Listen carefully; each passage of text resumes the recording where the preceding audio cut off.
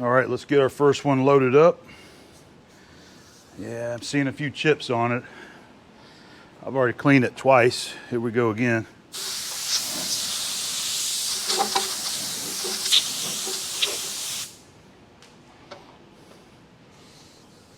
All right, that feels good.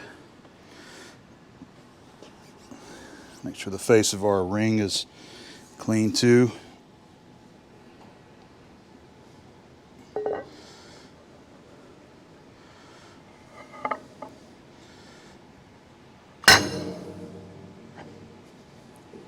There it is.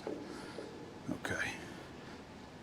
And just to see that again, there it is, dropped in there nicely. All right, we need some studs and some clamps out here now. I think we're just going to use our standard and classic clamping tools right here with our strap clamp and a step block. Something like that.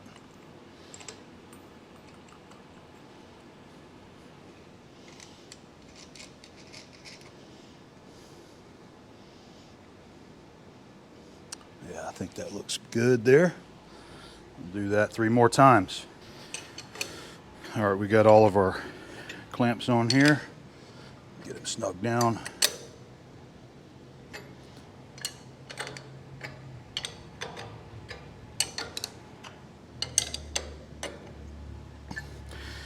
Should be good to go. All right. I believe we're ready to start making some chips. Okay, I wanted to give you a rundown of what this program is going to look like, and I'm going to go out there and start on this and probably focus on the first one off camera so that I can make sure that everything is right. And then once I know we got a successful program, we'll pull you back in there and we'll show you the machining. But we can go ahead and run through our simulation right now and talk you through what we're going to be doing. All right, so of course the gray is our fixture plate and the blue is our aluminum disc. We'll go ahead and hit play. We're going to start off with a 2D adaptive using our 1-inch insert mill there. Now you only have a certain amount of depth you can take with that because of the width of the insert. Now, it was either 5 or 6 millimeters. I have the depth set at 3/16 per pass there. So it's just going to come around and take 3/16 and do that helical tool path to remove all the material there. And this says it's going to take about 6 minutes and 10 seconds to complete. Now you can see the floor where we're going to be finishing it. So it's got that roughed out. Then it's going to do another, right there, let me back up and show you. So that center area, it's going to do a 2D adaptive there to remove the rest of that material at the bottom down there. All right.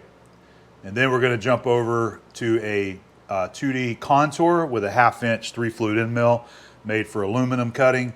And it's just going to finish. We're going to take 2 passes around that there to clean that up, 2 10,000ths radial load finishes. And then it's going to finish the bottom there with a 2D contour. All right, and we're going to come in there with a 7/16 drill. I'm going to use a stubby split point high-speed steel drill. Not even going to worry about spotting it. Just, you know, we're going through a 1/4-inch thick aluminum, and it should do a really good job drilling them holes there. And then come back with a chamfer all the holes, chamfer this outside edge and that inside edge right there, and then that'll complete the operation, our Op.1 in our CNC mill.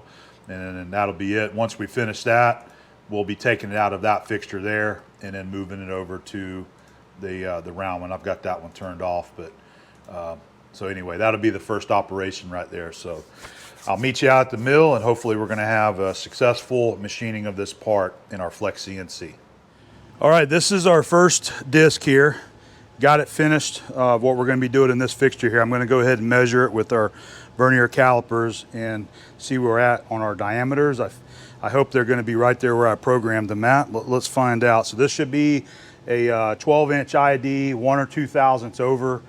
And this one down here is going to be a, I wrote it down.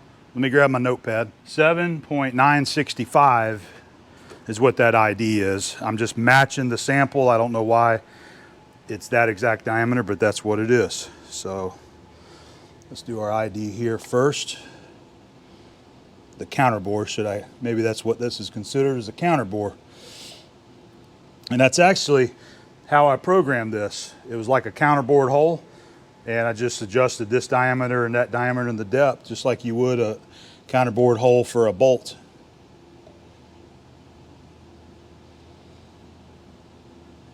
Looking for that ever slight touch there on the jaws.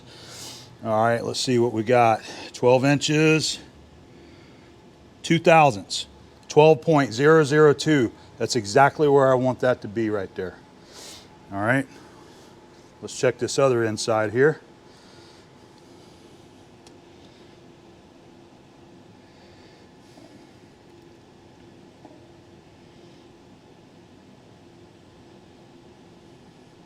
Could have got that one a little bit closer. There we go. Just want to rock it slightly back and forth without pinching it, but you just want to feel it rubbing the workpiece. All right, so we are 7 inches, 900. It's past the 50, 60, 66, 7.966. That's good. That's 1 thousandth over what I had programmed that out. So it actually looks like we're cutting 1 thousandth over what I actually set the program at, which is actually good. I mean, that's well within a tolerance we need to be. So I know that we could adjust that in a cutter comp on the machine, but I don't see the need to change that. I think we're good on our sizes right there. All right, so I'm real happy with that. I'm gonna do a real quick depth check there as well. That's not gonna be 100% accurate. I'm just gonna use some calipers, but we should be somewhere around 775 on the depth right here. This thickness here is actually 225 thou thick. That's the most important right there, because we're going to be cutting all that off on the top right there. So that's showing 781, so that should be good to go right there on our depth. It's just a quick dirty measurement right there. So I got 777 that time. So that should be good right there. This is going to be good. So I'm going to cut all 8 of them just like this, and that's when we'll take this and move it over here, and we're going to rough this outside down on that angle. But I've kind of determined that I don't think it's going to be feasible to finish milling this angle over here in the mill, because Kevin's been helping me with this over at Mechanical Advantage, and he even jumped on it to see if he could kind of optimize the cycle to do this, and it's looking like it's going to be maybe 2 hours just to finish it, not to rough it, but to finish it. That's going to be way more time than I need to spend on these things. So we're probably just going to go ahead on the second op there. We'll move it over here. We're going to rough it. It'll be really, really close to the angle, and then we'll probably just go back to the lathe with that fixture and just use the compound to cut that angle. Maybe make 1 or 2 passes across it, and it'll be done. But anyway, that's going to be later, probably a separate video. So I'm ready to go ahead and get all 8 of these to this point right here.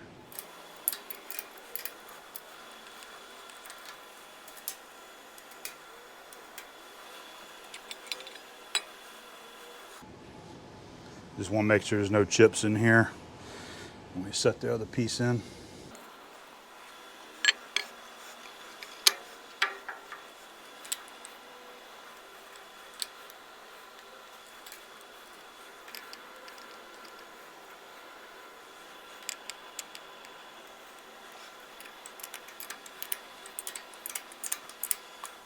We'll try the spindle view and just do my normal stop between each operation and clear the screen there and see how it goes. But this cutter right here, this is our 1-inch insert mill, tongue alloy. I absolutely love this cut. I know they say that every time, but it's pleasurable watching this thing do what it does and throw some chips. This one's gonna throw a rooster tail. I don't know if it's gonna get all over camera, but let's go for it and see what happens.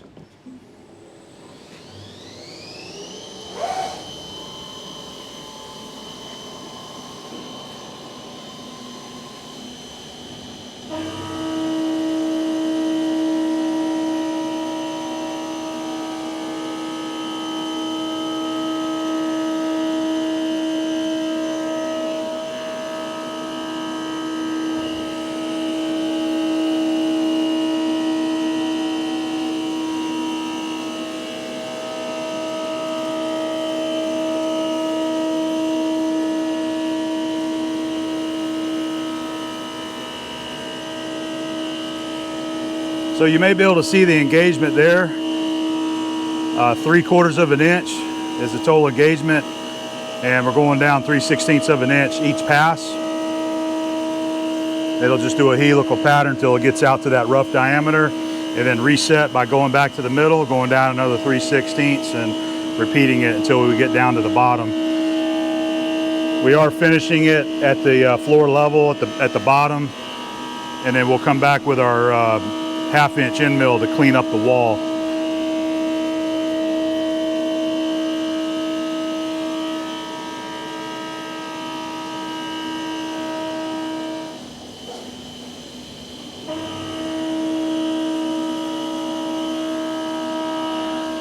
One of the problems that I do see with my fixture here is the coolant being contained in the middle.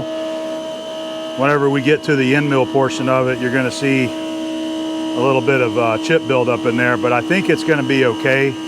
I'm just planning on manually just kind of washing it, blowing it out once that part of the program is finished.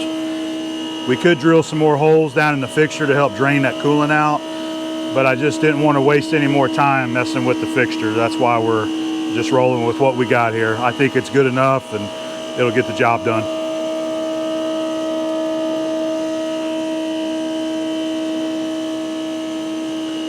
And I just realized, I believe I forgot to turn the microphone on inside the machine there.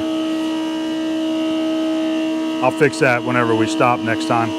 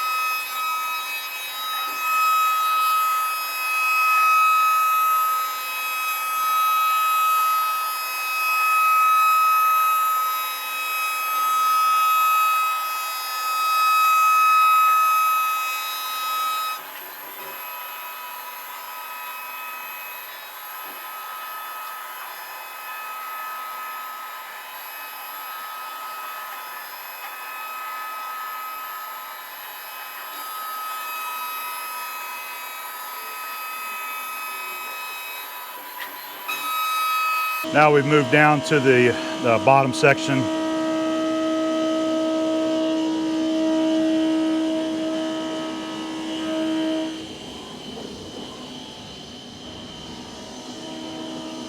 Yeah, it's working on our 7.965 bore.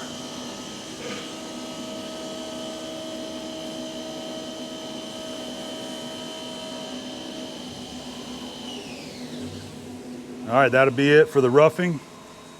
We're going to swap our tool and finish that now.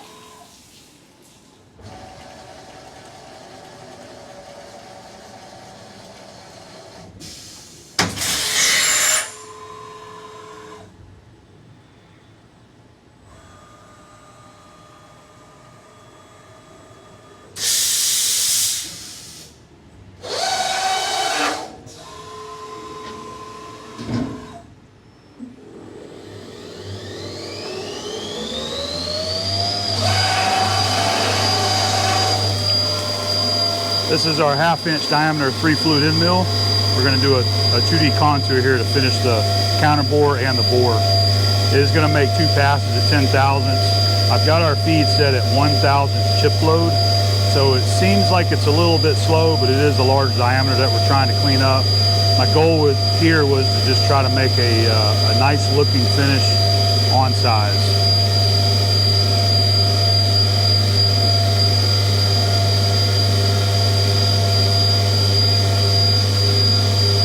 This is where I was mentioning that we'll get a little bit of chip packing up inside here, but on the first piece it didn't seem to be an issue. But after we finish this operation, we'll just clear everything out of there for the drilling and the chamfering.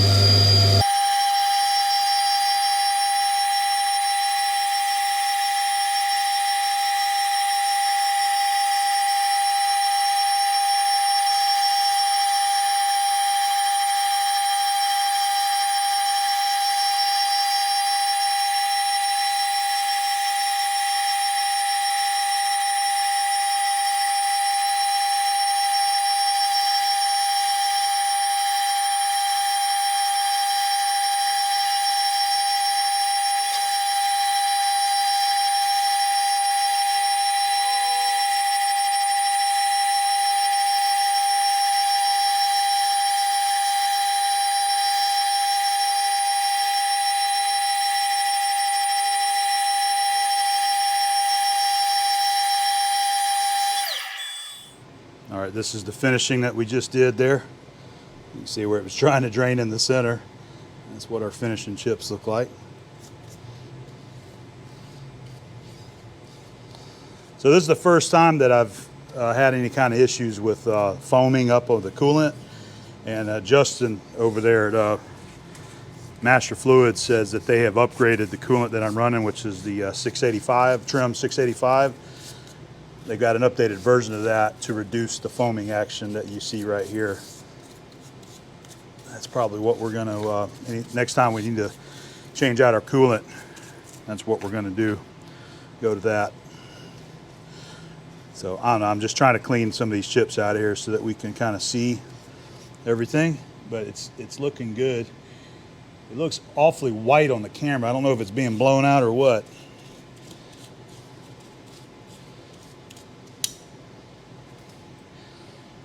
But that looks good. Finish looks good. All right, we're gonna carry on and get this guy finished. So next up, we're gonna be drilling the hole pattern. After we drill it, we'll just go ahead and get it chamfered. It'll chamfer all the holes. It'll chamfer this edge and that edge there, and that'll be it.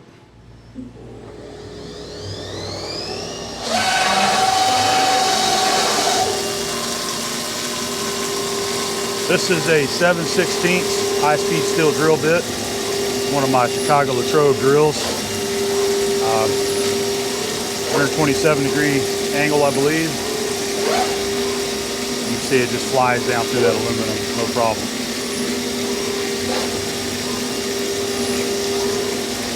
Just that easy. A few seconds and it's done.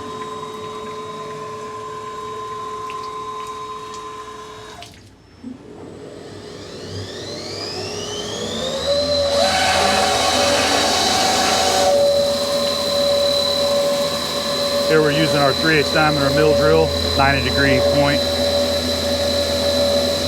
It's been my standard tool for all my chamfering. It works really good, and it's an inexpensive cutter and can be used for other things too.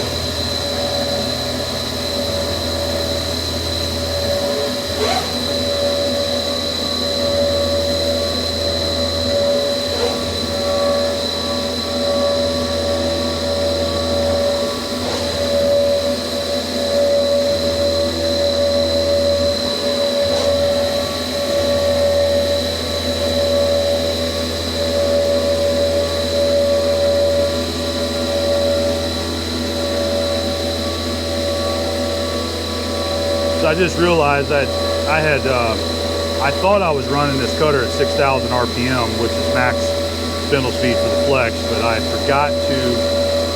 made some changes and then I forgot to edit that in my tool library. I need to change that. And then as far as our feed rate goes, we're running 40 inches a minute on our feed.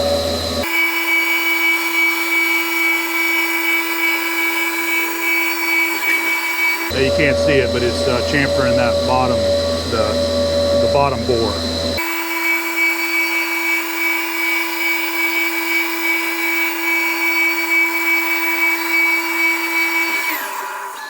That's going to be all for our cutting. It's going to move down to X55. And then so we have a total cycle time of 20 minutes and 24 seconds.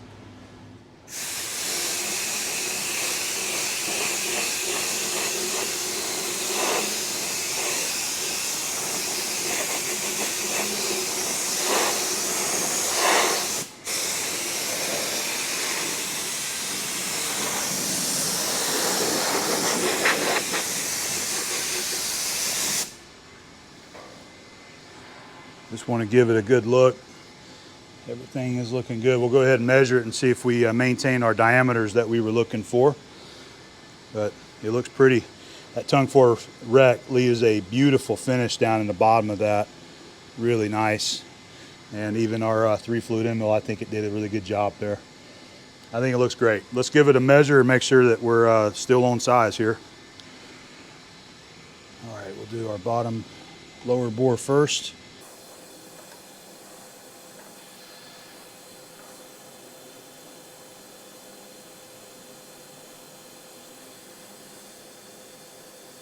Looks like we are dead on it, 965. We are 965. Hit that one.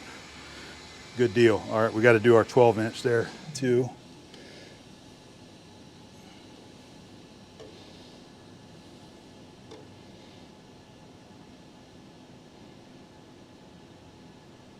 Feels good. It's always easy when it's right on the number because then you just look up at the zero and see how far off it is. We are at 12 inches, 2 thousandths. So that is just like the other one. We're within our tolerance that we need to be. So everything's good. We're good on this. We got 6 more to do. I'm just gonna keep knocking these guys out. So this is plate number 3. I realized that I had made a mistake in my programming for this 1-inch mill, and it was running slower than I should have. I've got it running at max now, so it's spinning at 6,000 RPM. I realized I looked over there and I saw it was like 1,800 RPM. I'm like, that's not right. It's always little things like that that I'm discovering as I'm doing it that I did something wrong there. So this is the insert, and when I was programming it, I was looking at the VC, but I read the millimeters per minute at 1,000 max, and that's what I had set my surface speed at. And I realized that it was too slow. Love that end mill. So I'm not even running the minimum recommended on this pack, which is 2132. So I set our RPM at 6,000, which puts this somewhere a little over 1,700 surface speed. And I went from a 3 thousandths inch per tooth to a 4 thousandths inch per tooth, which is in the middle of what they rate. They got this one set at 3 to 5,000 inch per tooth. So that'll speed it up by a couple of minutes anyway on this operation right here. And now that thing is ripping just like it should. It's throwing chips down here because I got the curtain open there. I love it though. Love seeing that. This is what I've been excited to get to see, this kind of stuff right here.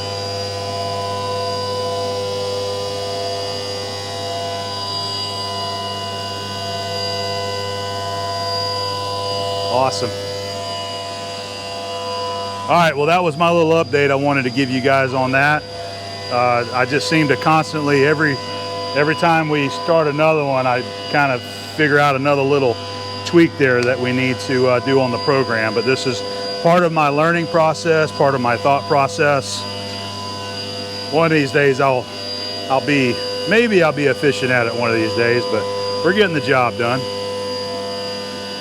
I made a decision to go ahead and add some more drainage holes there because the coolant and the chips are going down in that center hole, but it's going directly into the T-slot rail, so it's kind of backing up. So we're gonna add a couple more holes there on each side of the rail. We're going to use our, this is our 9/16 carbide drill, and let's just go for it. I'm going to bring it down slow just in case it's not in the right position. And let's see what happens here.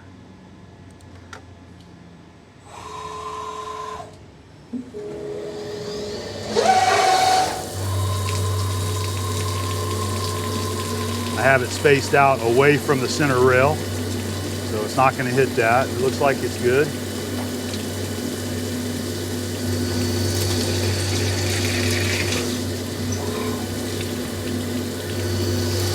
Okay, 3 holes per side. I already forgot how many holes I put in there. 6 holes.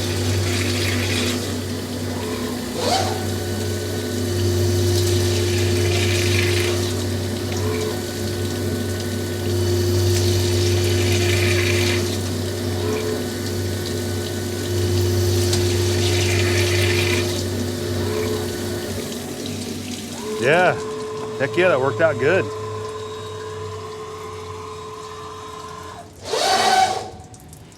All right, well, yeah, that should help out with our drainage there a little bit anyway. So we'll carry on. I've still got 5 more of the discs to machine. I'm gonna get one loaded up and just keep it going.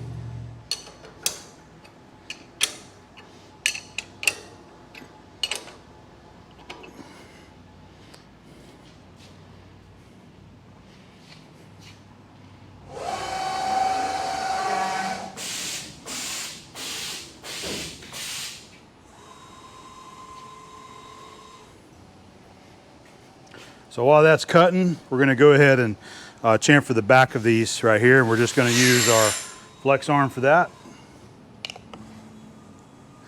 This is an awesome machine for chamfering. Does such a good job. Doesn't take much. Just a quick little hit like that.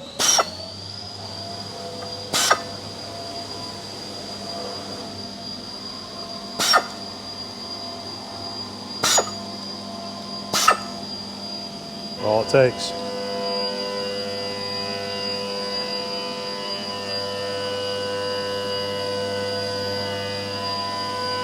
That inside edge right here, we're just going to use the Noga tool to deburr that by hand.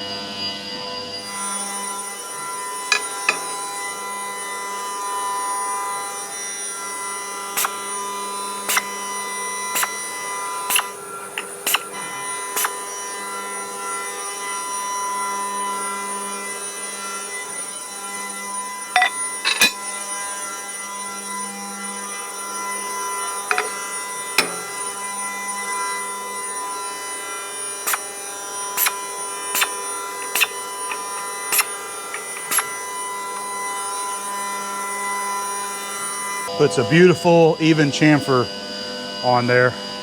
You can certainly do that by hand with a little drill motor, and it gets the job done, but the flex arm just does a more beautiful job at the chamfer, keeping the tool nice and square to the hole.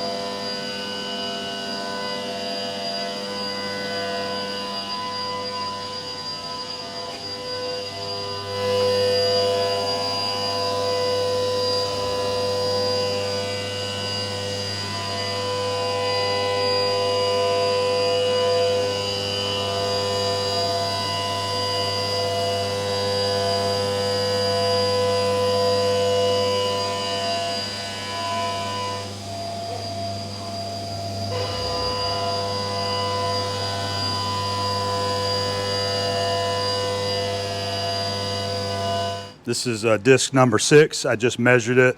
We're still hitting exactly the same sizes every time, so it's doing well. But I thought you might find this interesting right here. I started to have problems being able to like grip this and lift it up out of there. And one of the things that I did, and it worked, was use a little bit of air underneath it. It seems to be helping it to pick it up. That coolant's kind of got it captured. See, it just picks it up just that much, to where that coolant's not sucking it down so hard, and then I can pick it up like that. So I thought that was fun enough to share with you.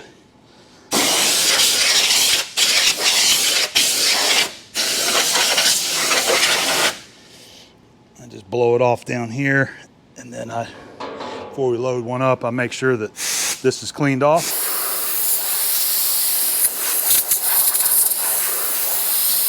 Just making sure that there's no fine chips down in here. And I don't want them up against that little shoulder too, because we've only got, 2 or 3 thou clearance there for that to center up on.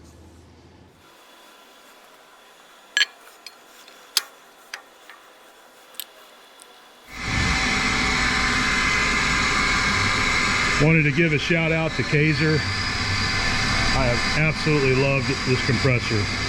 It supplies me with wonderful clean dry air every single day for the machines. Perfect for the tool changers on the mill.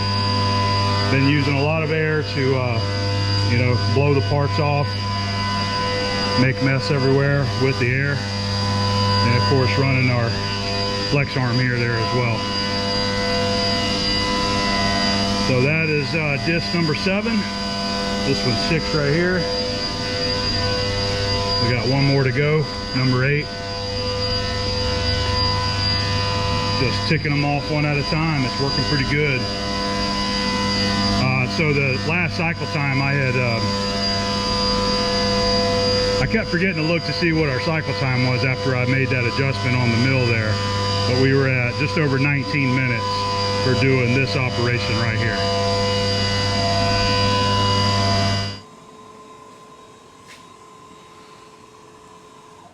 So I am running an optional stop after we do the 2D contour.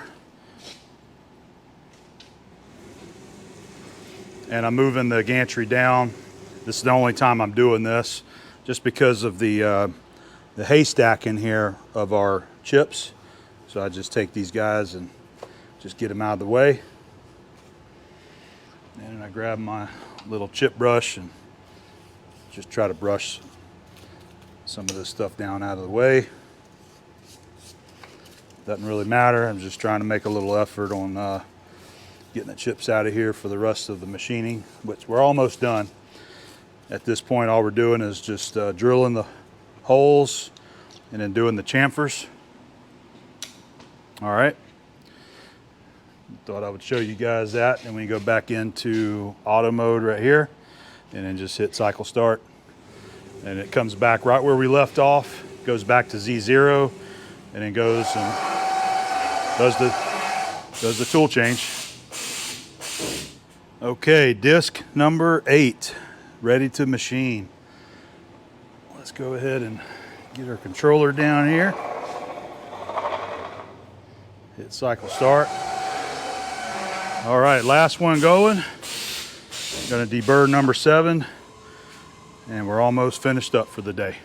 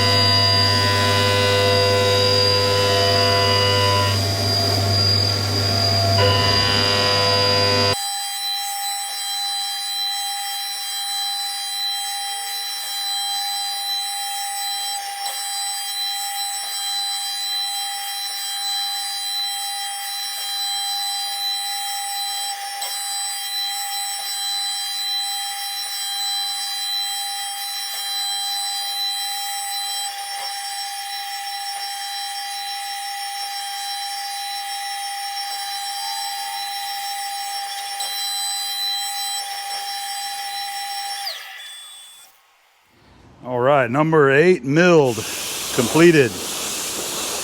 Get it cleaned off here. I'm gonna go ahead and measure this one too. Make sure it's on size like the rest of them. Get it chamfered, and we will be all finished up with fixture number 1.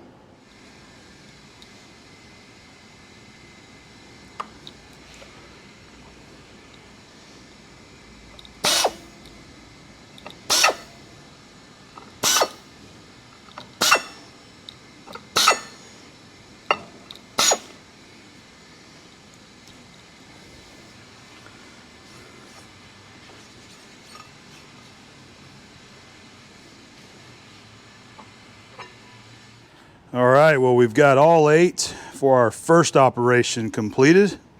All of them are on size. Everything's measuring well within the tolerance they should be. There's our sample right there. And they look good. I'm happy with them. Looking good, looking good. Our fixture over there on the Flex worked beautifully. So I'm ready to knock off, you know. It's been a half a day today. I don't know, just about 6 to 6 on the clock there. I'm about ready to sit down and watch some Olympics. I hear the BMX racing is tonight. I think I might go home and watch some of that. And come in the morning, and then we'll get started on these guys again. This is gonna be the next phase of it right here, machining this bevel. And just about figured out that it's just going to take way too long to try to finish this in the mill. So we're probably going to be setting this back up in the pacemaker to make our finish pass on there. I am going to use our fixture over there to rough this in. I think we can get it roughed in somewhere around 10, 12 minutes or so, and then get all 8 of them roughed in, and that way we can go to the lathe, set it up, get it running true, and hopefully make just 1 or 2 finish passes across that with our compound over on the pacemaker. So good day today. We made a lot of chips and a lot of progress on our beauty rings, and I hope you guys enjoyed watching and follow along, and I hope to see you back here on the next phase tomorrow. See you then.